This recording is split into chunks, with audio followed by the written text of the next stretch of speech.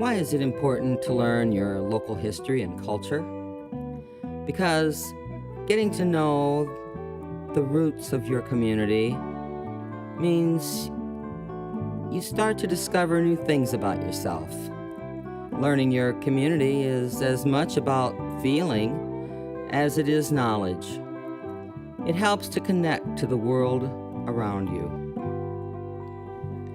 The Comanche Indians were well established here. Indications are that several camps of Indians existed here around the 12th century, and that their settlements lay in Comanche territory has been established by graves known to be of Indians. Village sites and artifacts have been left behind as evidence. After the Texas Revolution, Americans wanted to settle in the Texas plains. The Comanches fiercely resisted their encroachments, and it's known that Wise County had more attacks and deaths than any other county in Texas. The history of our community is the story of families who settled southern Wise County, which was carved from Cook County and officially established January 23, 1856. Odessa, name for which no reason can be found, was settled in 1855. It claims the first post office established thanks to the visionary leadership of Benjamin B. Haney, who was the first white settler in Wise County, first justice of the peace, first commissioner of our precinct, first pastor, and performed the first marriage. Researching the history of our community, its pioneer heritage, here on the Chisholm Trail, working with local relatives of pioneer families, has given me a greater appreciation for the city of Newark, the surrounding communities, and the great opportunities that await this city. Nathan Huff arrived here in 1855, along with a caravan of covered wagons and accompanied by, among others, Dr. James B. Marshall. The Huff family was prolific. The genealogy up to 1912 of this family lists over 500 descendants, and many of them lived in the Odessa area. And after closing of the Odessa post office, the area was named, appropriately, Huff Valley. Nathan Huff departed this life in 1877. He was preceded in death by his wife Rachel in 1874. They're both buried in the Teague Cemetery, just a short distance north of Newark. Another early settler of this area was James J. Hudson. He was born November 4th, 1824, and left his Kentucky home in 1825 for the Gold Hills of California. He and his partner, who lived with him while prospecting for gold, at the end of one day, had retired for the night. Mr. Hudson was aroused from sleep as a cold blade of a knife was drawn across his throat. His partner heard the noise and came to his assistance. Being dark, they could not see the assailant, but as he fled through the door and down the mountain, James' partner fired 2 shots out of the door, and then silence. He was able to travel the next morning, and 2 miles down the mountain path was a Chinaman with 2 holes in his back. Finally, Mr. Hudson decided to leave his camp and put his gold in a bank in California.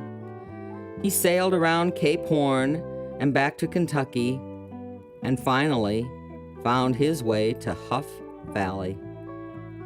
Having money, he purchased a large tract of land and established the 2 Crosses Ranch. His son Robert says once his house was built, he rode over to see Sam Woody, who was building his house. The question of who was the first settler here, Haney, Woody or Deweese will probably remain controversial. Parson Jason Moffett was a dedicated preacher, and even though he resided in Odessa, he also traveled all surrounding trails and roads. He traveled to Boyd's Mill, now defunct, and to Prairie Point, now Rome.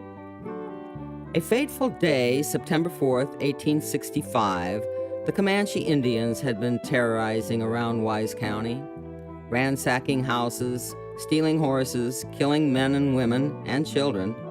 Swooping down on the settlements from the north, they would attack on horseback, shooting under the horses' necks. In 1865, they were in the vicinity of Prairie Point, as too was Pastor Moffett. With his horse grazing, he sat on a log and took the Bible from his saddle pocket.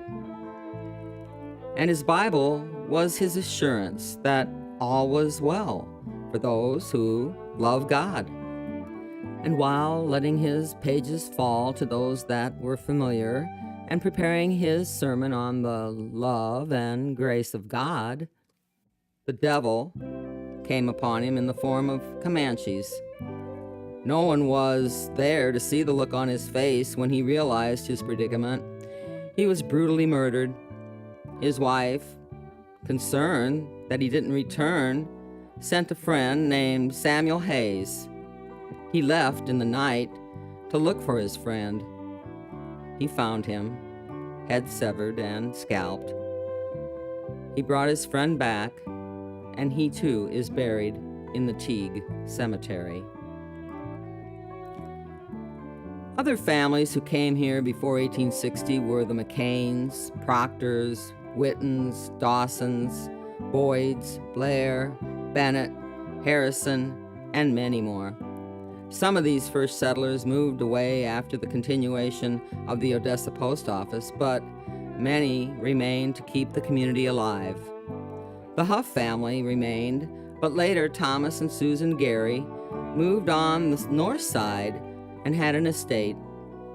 Because Aunt Sue, as Mrs. Gary was known by many of her friends, had such neighborly kindness to the citizens here, hence the name Sueville, and much to her displeasure, that name adorned the village until 1893.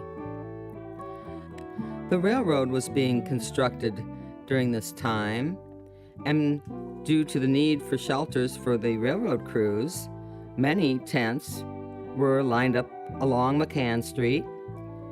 The workers named the town Ragtown. Fortunately, it did not bear that name long.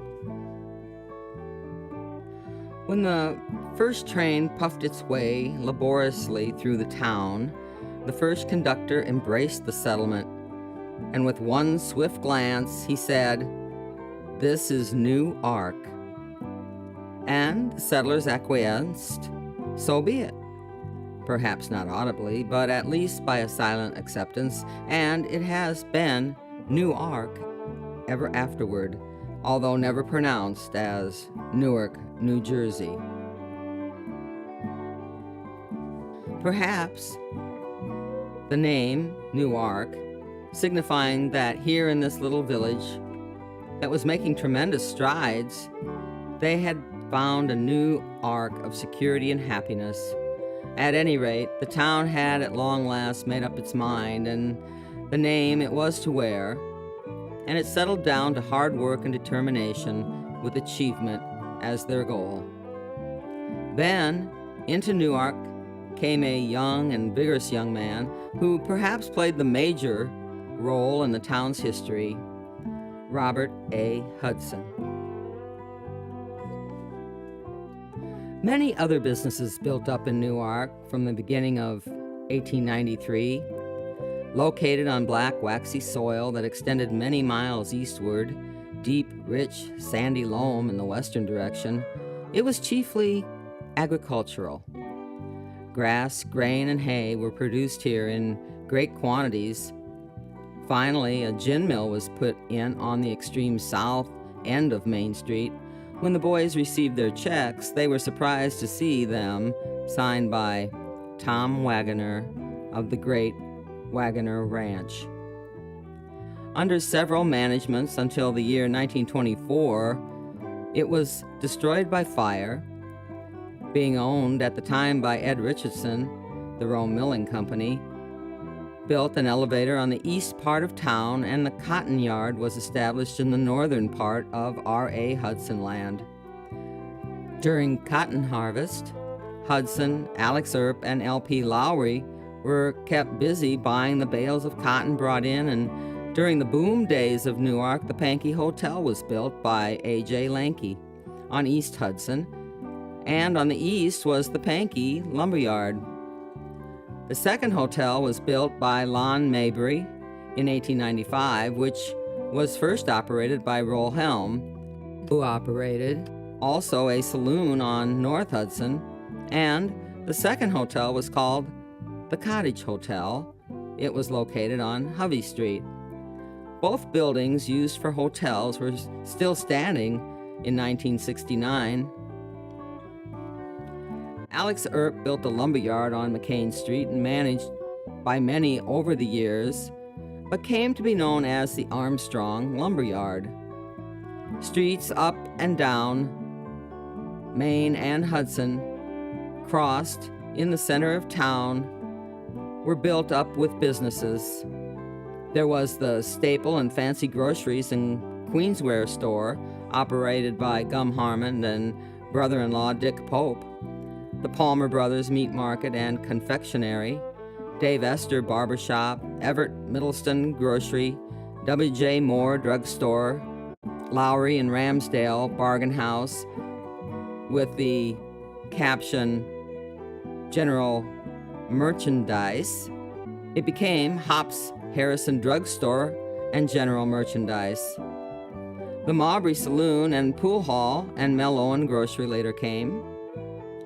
In horse and buggy days, no town was complete without a livery stable, and John Kelo operated by his sons, Bob and Jim. They kept 8 buggies, both single and double, and a surrey, which was used for funerals. Mr. Kelo bought the old caboose from Aurora for a feed bed. It was still standing until 1920. The town flourished from the beginning in 1893. Churches played a big role. There were 6 church congregations functioning in Newark: Church of Christ, First Baptist, Grace Baptist, Methodist, House of Prayer, and the Assembly of God. Doctors played a big role in the town of Newark, and as mentioned earlier, Dr. James Marshall was the first doctor arriving in 1855. He had no college education, but received his medical training as an apprentice in Dr. Goodlate's home in South Carolina before coming here. In spite of limited medical education, his advice was appreciated in emergencies, since the closest doctor was in Birdville, which is now Fort Worth. He did practice medicine until his death in 1881, but the first official doctor in Newark was Dr. Stewart. He served in Aurora in 1870 when it was established, and then later came to Newark in 1894 and built a 2-story house across the road on the Gary Place on now 7 Hills Road. His place was destroyed by fire, but he immediately replaced and practiced for only a few more years. It is not known where he relocated. Dr. Finis Dudley Beecham was son of Captain Finis Dudley and Mary Beecham. They were early settlers in Aurora and later came to live in his other house in Newark. He was honored for his practice in surgery and later moved to Oklahoma in 1908. The next bit of history regarding doctors in Newark and the surrounding areas involves a house that was owned by I.S. Davis. It is of particular interest as it was the house where a young man who, traveling home from Wichita Falls, had stopped for the night, getting off the train and heading to Aurora, where it led to the demise of Aurora. Aurora was the largest town in the county at the time. The story tells about the man who lived in Azle and was returning from a business trip from Wichita Falls and trying to return home to Azle. He got off the train in Rome and then took a hack to Aurora to sleep for the night, but he became ill. He was the first death of the spinal meningitis disease that killed hundreds of people in Aurora, which caused many families to relocate to Boyd, Rome, and Newark. Many houses were removed from Aurora, literally intact. They were moved by sled on logs with oxen pulling. The I.S. Davis House is one of those 6 that were moved to Newark and is in its present location today. It is the last of the 6 remaining, and old-timers tell of sitting on the hillside at Aurora and watching the houses roll by. Dr. Gordon moved into the hubby house, and he was a dreamer, a promoter. He had an analysis of the mineral wells, as there were 3 conducted in Newark, one on the Joseph W. Dewey's place, one by the depot, and one on the Henderson-Alverson place. The result of this experiment was that the water contained more mineral than the mineral wells in Palo Pinto County. He envisioned a town expanding in business because of a growing population, and he wanted to use the water and develop a health resort. He built 6 small bathhouses and built crude homemade wooden tubs lined with copper and carried water from the mineral wells and gave his patients baths. He imagined the business expanding, but some of the less progressive citizens objected to this plan, as they said they did not want sick people coming to town. Dr. Gordon gave up his dream and moved away. Some say that had the people cooperated with Dr. Gordon, his dream could have become a reality. Other doctors practiced in Newark, but another doctor who lived here of quite a bit of notoriety was Dr. Emery D. Allen. According to depicting, Dr. Emery D. Allen was a 5'2" bundle of charm. She was the first woman to graduate from a Texas medical school. After her high school graduation, she submitted her application to the medical department of the Fort Worth Medical University. Some members of the board objected to a woman being admitted to a medical school, but with her charm and her persuasiveness, she exclaimed that the rules did not say men only.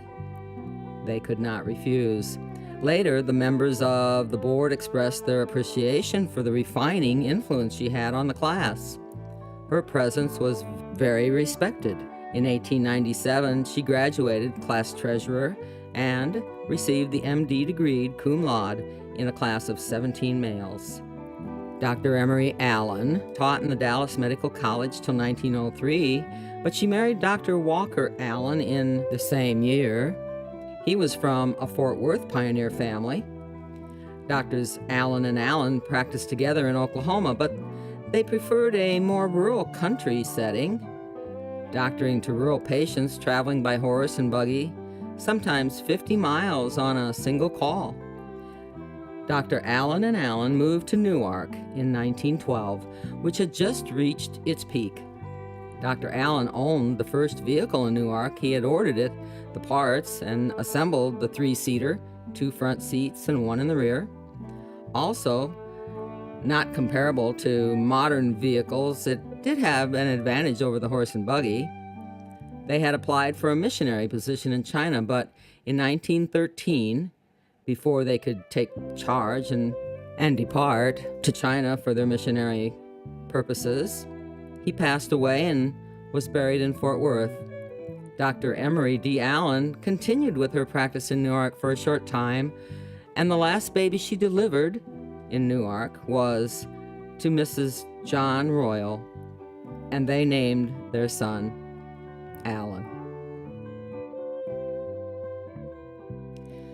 No history would be complete without the history of banking. The building that housed the first banking business in Newark was owned by J.J. Thompson and Mr. Gray, both eye and ear and throat specialists operating in Fort Worth. Officially, it was the Citizens Bank.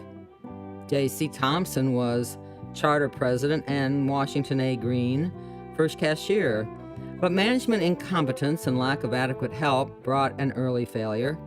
Since the construction of the Rock Island Railroad in 1893, the citizens worked diligently to build, and by the time of the bank's first failure, the area had become a hub of business, and the town's rapid progress was due to the business brought here by trade and the fact Newark was a focal point with its railroad and shipping capabilities.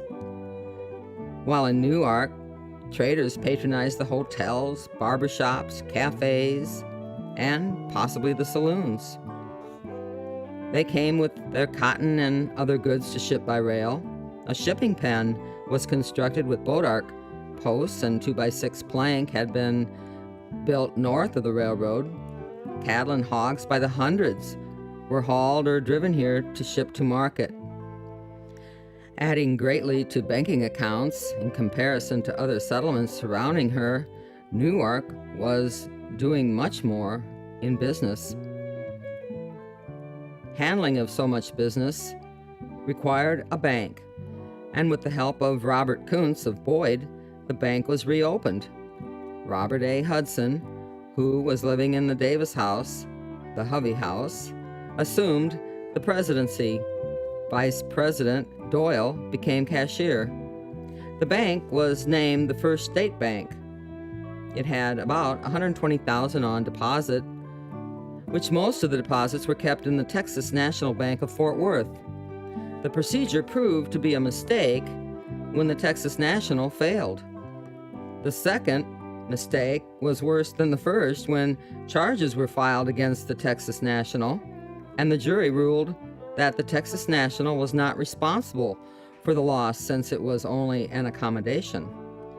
Robert Hudson determined it was not the fault of the depositors and determined to cover the loss. He said he would sell some land to cover it. After making the restitution, it could continue to operate.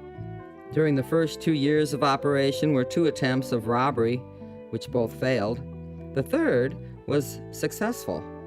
While the cashier went home for lunch, a young woman watched from the hotel a man enter the back door of the bank who had taken $1,000. He had time to bury the loot out by Indian Creek. Once he was apprehended, he took the sheriff to the place he had buried it, but someone had gotten there first. The money was never recovered. The bank closed September 28, 1931. The building still stands. Mert Mason had her hairdressing shop there for a few years. This picture in 1976. Mert still has her hair hut, but not in the same location. The property is now owned by another gentleman who uses it as a mechanic's storage building, and it's been added on to. But the building is still standing here in 2019.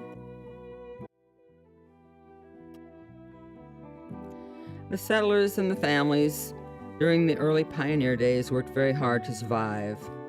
But information from old settlers and census records indicate that subscription schools are common. Subscription schools were those where school was held in the home and someone who could teach was paid a small fee. It is speculated, but not a known fact, not verified, but thought that very likely this is how school was taught in old Odessa. George Knight, whose father preempted acreage that was the site of Odessa Post Office after Dr. James E. Marshall moved away, pointed out the site of a one-classroom log house on Dirt Creek that was the first building erected for the purpose specifically of promoting education in Odessa, and built another one-frame schoolhouse Its location was about a half-mile south of the old log building. This was the biggest advancement since the establishment of the Odessa post office. The community became known as Newark, and when this two-story frame building was erected about 1900 on the present school ground, it assumed the name Newark School District Number 63. Realizing the advantages of a scholastic education, Mr. Ramsey filed a petition asking for a special school bond. In 1910, it was finished. As the old bond had been paid off, a new bond was floated, and it was passed, and the money was used to build a gym, completed in 1936. It was beautiful inside and out, but the night the first basketball game was held, the gym burned down. Origins of the fire are still unknown. By 1940, the old school building served its purpose. It came down by the way of progress and WPA labor. And a new 6-room classroom was constructed with an adjoining gym on April 2nd, 1957. A tornado hit the community and the school was destroyed, and a new one had to be built. A tax increase was approved by citizens in 1965, which allowed the new school to become Newark ISD. And to meet accreditation, they had to have a library. In 1967, it was used for special classes as well, so it was used for English. In 1970, due to the creation of the Northwest Independent School District, Newark was consolidated into North ISD. Many of the pioneers are at rest in the Indian Creek Cemetery. James J. Hudson and his family, who died young, Joseph Dewey's, and many well-known families are buried there. There are also Indian massacre victims. Joseph Dewey's gave a great deal of information about the cemetery. Used to be, the families would take the wheels off their wagons and use them as sleds. Instead, that way, the Indians couldn't hear them bury their dead. Bodark trees were planted there. Indians believed that devils lived in the trees and they wouldn't go near them, so the settlers felt safe. But the cemeteries have been neglected and had been allowed to grow oak saplings and brambles so that one had to work their way through to where those had been laid to rest. On September 24th, Cemetery Cleanup Day, families came with their hoes and shovels and helped to clean off the graves of their loved ones. In the Dido Cemetery, though not as old a burial as Teague and Indian Creek, are graves of many leading citizens of Newark. Aurora Cemetery has a few of our citizens. It is a historic cemetery and is well kept. In 1966, the ballpark was established at the site of the Odessa post office.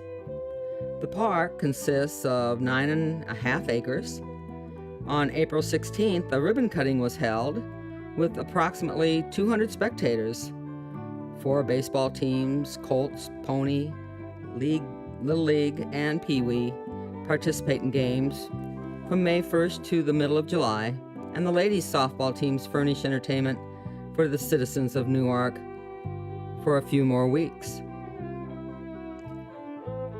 Newark in 1969 was fortunate to have 3 parks: Odessa, with an area for picnicking and enjoying the baseball diamond; Carroll Park functions as a large roadside park; and Newark City Park on Eagle Mountain Lake, where the old Pope Crossing was located before it was covered by waters for the Eagle Mountain Lake. A freeway also extends to the lake from the Odessa picnic area. Here too in Newark is talent. Old-time fiddling is almost a thing of the past, but as in many communities, there are a few artists who can accomplish the violin bow. The combo band is popular, and 2 such bands entertain on many occasions. Bob Wills and the Light Crust Doughboys had been known to play here for 2 separate occasions. But painting is a prolific art here, and at least one author who has penned 3 books of poetry, essays, short stories, and articles, and later several books and many poems, for which she was known throughout the county and the state. Under the headline, "The Town That Neither Water, Fire, nor War Could Destroy," a New Jersey newspaper of 1951 printed the history of Newark that imperiled the town's growth. In 1933, Eagle Mountain Lake, covering 10,000 acres of fertile soil, separated the town of Briar and the other communities to the west, cutting off a huge amount of trade. School children from that area, accustomed to attending Newark School, were compelled to go elsewhere. Then, the land that lay between Newark and Dido, there was built a naval base that obstructed passage from the south. There was a terrific gale blowing one day in 1948.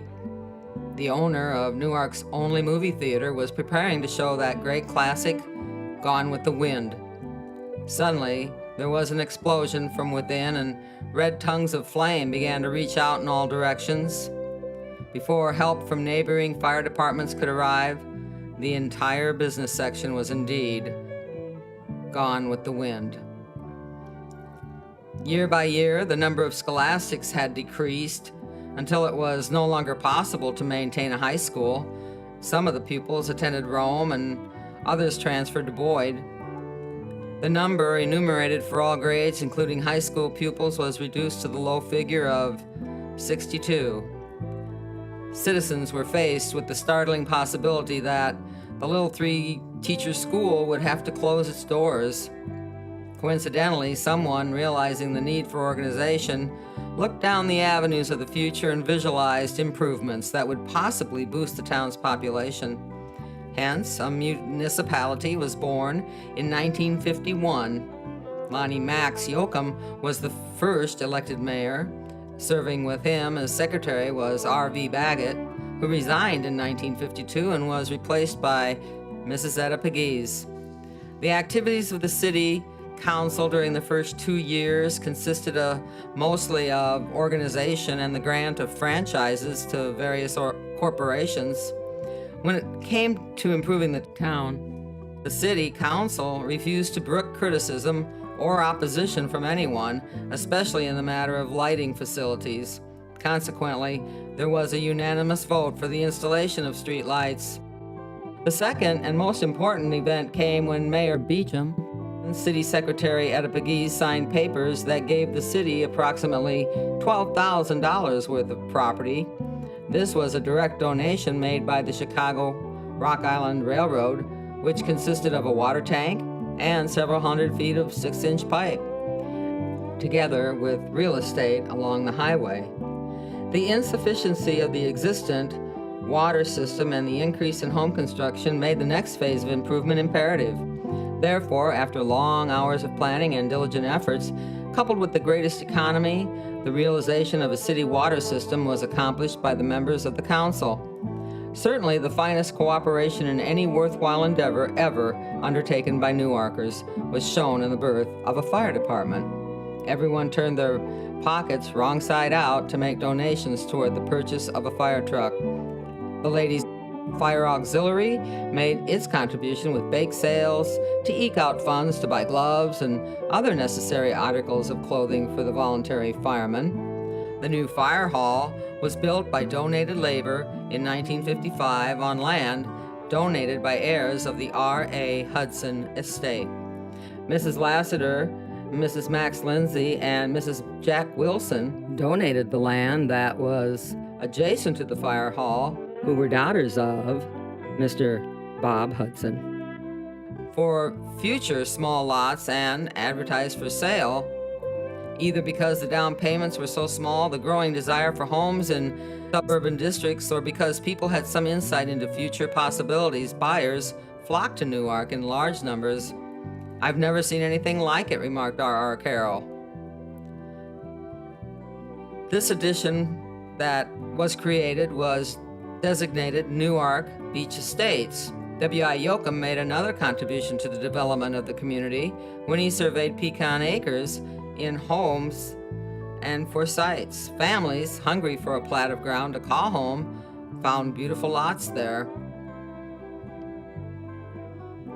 The pounding of hammers began in earnest as new buildings were being erected. Georgetta Acres, a body of the land north of the highway, is another development by George Pegues that will greatly increase the population.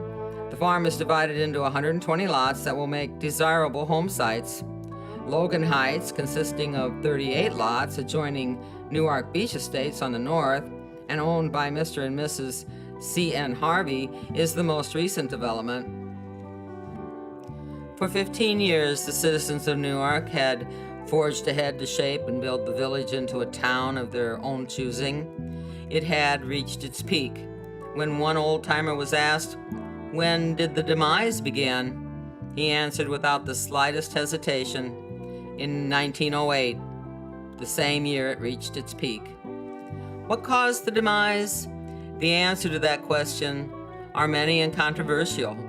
One early settler gave his answer in 3 words: lack of cooperation. According to his reasoning, had the populace cooperated with Dr. Gordon in his desire to make Newark a health resort, it would have become and remained a noted health resort and vacation center. From the 3 flowing wells in the district that had the curative properties greater than mineral wells, another early settler thinks lack of leadership was the major factor in the reverses that reduced the once prosperous town to almost a ghost town in less than it took to build it. Of the 2 reasons, the latter is more plausible, but neither of them is conclusive. Where the advancement in trade and population may have reached can not be assessed had not certain destructive forces entered in to write their chapter. Drought, floods, depressions, fires, and many reverses played the major part in the demise. In 1913, fire destroyed the grain elevator, many dwellings, gyms, drugstores, the school gymnasium, theater, cafe, barbershop, grocery store, and many other businesses and houses have been destroyed by fire. The coming of highways, automobiles, and trucks shortened the distance to larger cities, and more people go there now to trade. But the greatest blow fell upon the tottering town when the First State Bank closed its doors September 28, 1931. It was as if the hand of fate had written upon the walls of time, "It is finished." Homes were deserted, and some left to deteriorate. The spectacle was anything but a thing of beauty. And so, a poem by Etta Pegues called Deserted Homestead. Nothing is left but old debris, a mound of rusty brick where once the chimney grew, but stately sycamores still stand around the lawn with arms outstretched as old trees do. Strange grass and weeds invade the crumbling walk, intruding like an uninvited guest. This is no fantasy. The cedars talk in mournful whispers, never knowing rest. A pear tree lingers by the orchard gate to blossom annually in fragrant snow. The apple stands in silent prayer, sedate, and dreams of voices that it used to know. The pale pink rose still blushes every spring from cold neglect, but keeps expectant, gay. The berries nod with bright remembering. Their task is here, day after day. The silence that encircles this old place is like the grave. There is no movement here, no zephyrs, and the oak trees interlace, nostalgic for the far-off yesteryears.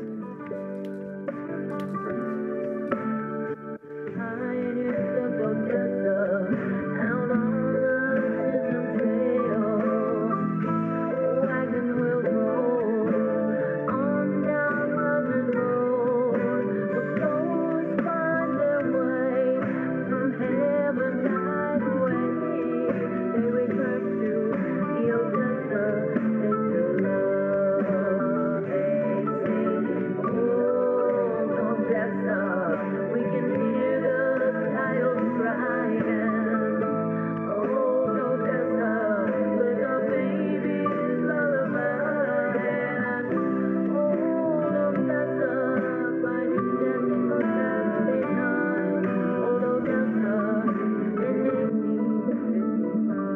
From the Wise County Messenger, September 25th, 1975. They kicked off Wise County's celebration of the bicentennial, noting the 200th birthday of the United States Postal Service. Minutes before a parade weaved through the main street of the South Wise County community, a Pony Express rider played by Joe Worley delivered a pouch of mail to Postmaster Betty Ham. A crowd estimated by some at several thousand milled around the downtown area, most of the day taking part in several old-time games of chance and watching community entertainers on a stage adjacent to the post office. There were contests of all types. The Northwest and Boyd High School bands marched, and a number of persons were dressed as America's colonial heroes. The Wise County Tin and Iron Club had more than a dozen antique and special interest parades. It was a great celebration of Odessa.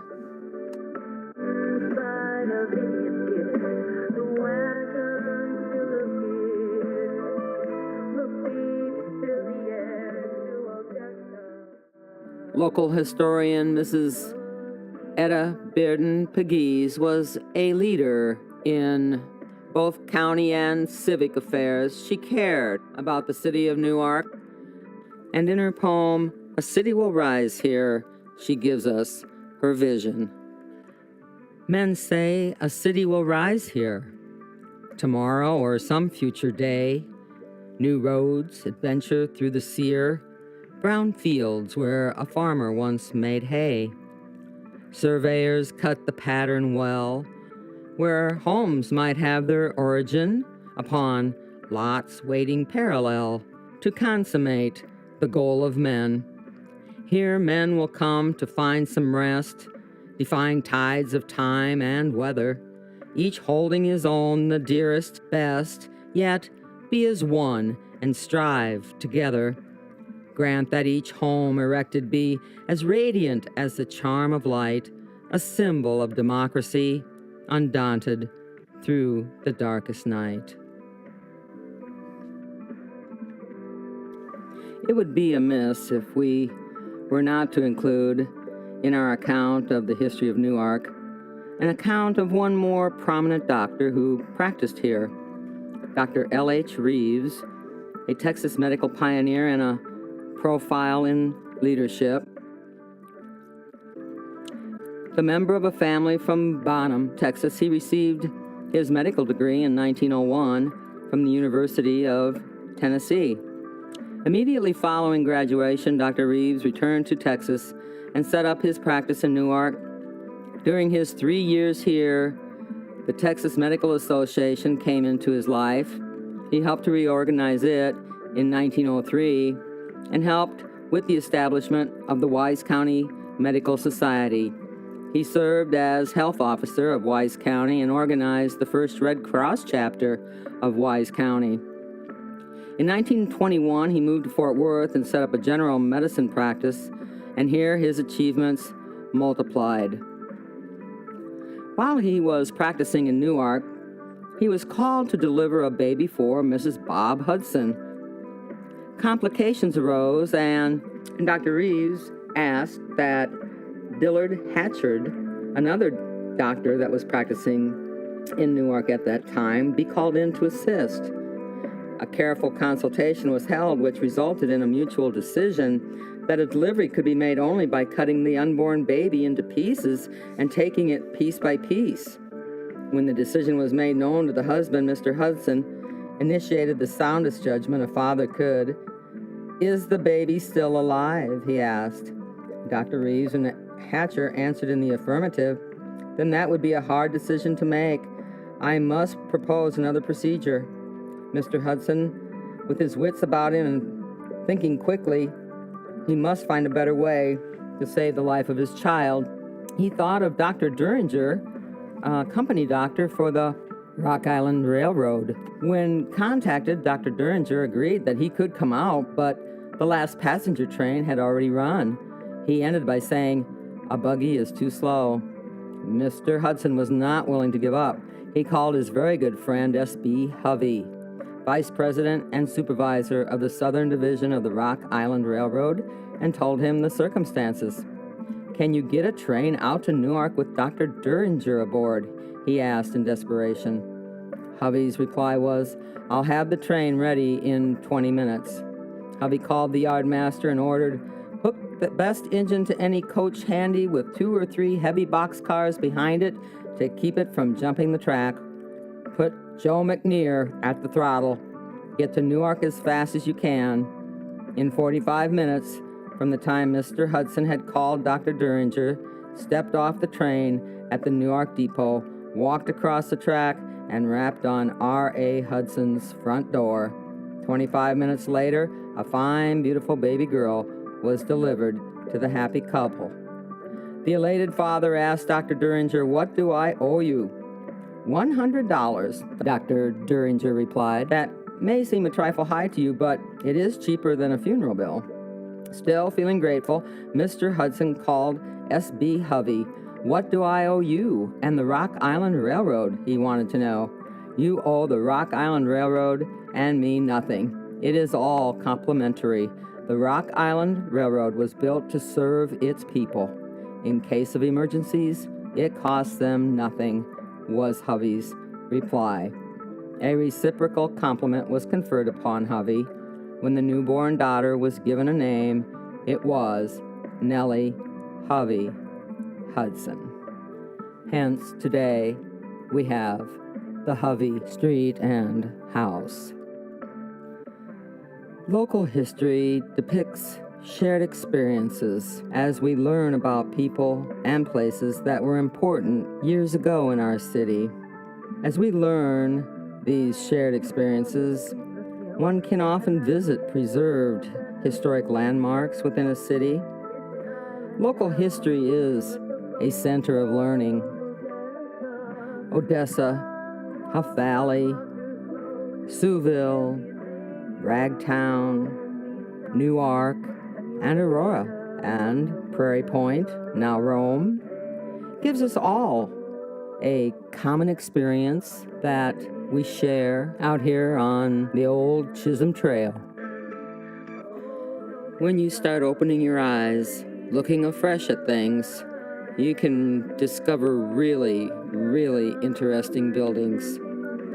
Sometimes local familiarity and the fact of being taken for granted can prevent many of these local gems from becoming more widely recognized, and thus they can remain hidden from the rest of us. However, each one has a story to tell. Our challenges today are not Comanches or hard pioneer life, but rather drugs, poverty, and hubris. Perhaps awareness of the old-timers' response to the question, what caused its demise? His answer, lack of cooperation and lack of leadership, perhaps will be a heated warning from the past.